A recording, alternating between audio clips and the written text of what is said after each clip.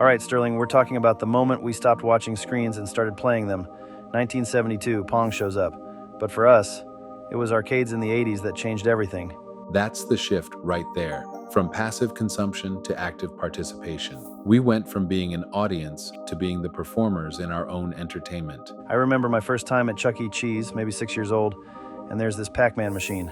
The screen is glowing, making these electronic sounds I'd never heard before. Different frequency entirely. But here's what's wild. We had to learn a whole new language. Up, down, left, right, fire button. We were programming ourselves to think in digital commands. Reading screens wasn't enough anymore. You had to manipulate them, respond to them in real time. And the arcade was like this social laboratory. You'd watch someone play Galaga, studying their patterns, waiting for your turn. Then you'd put your quarter up on the machine to claim next game. Appointment gaming. You couldn't pause, couldn't save, couldn't Google the solution. Right. You lived or died by your reflexes and whatever strategies you could figure out on the spot. Donkey Kong, Frogger, Centipede, each one demanded different skills, different ways of thinking. But we also understood that these were design systems. Even as kids, we could see the patterns, the loops, the ways the games were engineered to eat quarters. The programming behind the magic. Then the home consoles arrived. Atari 2600 changes the game completely. Now you're not just visiting the arcade, you're bringing the arcade home. The screen in your living room wasn't just for watching anymore. It became this portal you could control. Christmas, 1985. Nintendo Entertainment System. That gray box with the blinking red light. Super Mario Bros. It wasn't just a game. It was like learning a new language of movement and space. Side-scrolling worlds that responded to your input. You weren't watching Mario's adventure. You were creating it. And the music. Koji Kondo's 8-bit compositions were as memorable as anything on MTV.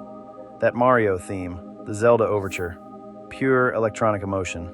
Interactive soundtracks that changed based on your actions. The medium was becoming the message in completely new ways. But here's where it gets interesting. We started developing these digital identities.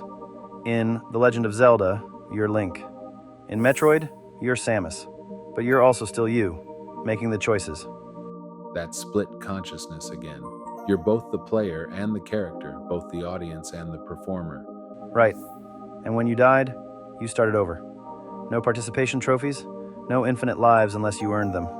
The game taught you resilience through repetition. We learned that failure was just feedback. Game over meant try again, not give up. Then the 16-bit era hits. Super Nintendo, Sega Genesis, graphics that looked almost cinematic, soundtracks that rivaled actual movies. Final Fantasy VI, Chrono Trigger. These weren't just games, they were interactive novels with branching storylines. You're making moral choices that affect the ending. Street Fighter II turns fighting into this precise art form. Every character had their own moveset, their own personality expressed through combat. And we had to master these systems through practice, through community knowledge. No YouTube tutorials, no wikis. You learned combo moves from magazines or from that one kid at school who somehow figured out Ryu's fireball motion. Word of mouth mastery. Gaming culture was this underground network of shared discovery. But the real shift came with Doom and first-person shooters. Now you're not controlling a character on screen. You are the character looking through their eyes.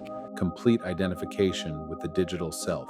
The screen became a window you were looking through, not at. And then networked gaming, LAN parties, dial-up multiplayer. Suddenly, you're not just playing against AI, you're playing against other human consciousness, mediated through the machine. That's when we learned that digital spaces could host real social interaction, the groundwork for everything that came after.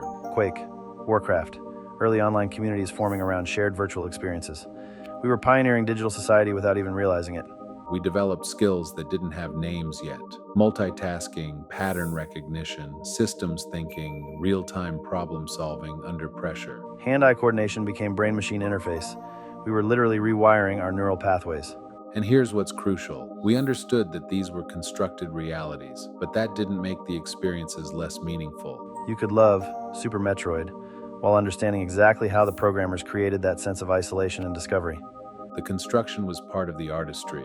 Good game design became invisible. You felt like you were exploring an alien planet, not navigating a software program. But we could also see when games were trying to manipulate us. Quarter munchers versus genuine challenges.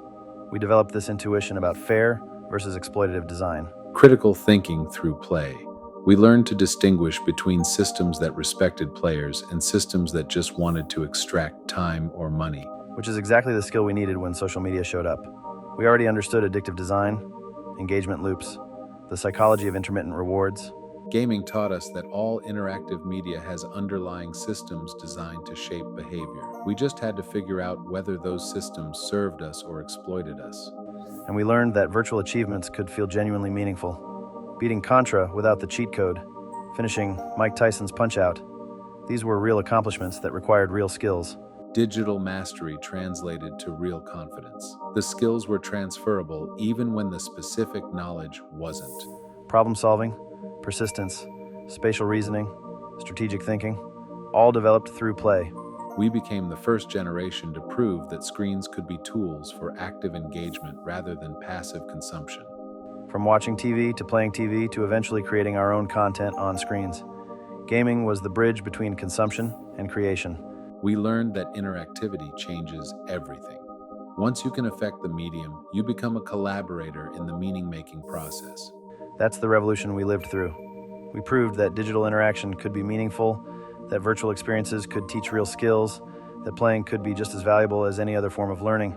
Gaming didn't just entertain us, it prepared us for a world where everything would eventually become interactive, where every screen would eventually want us to touch it, manipulate it, play with it.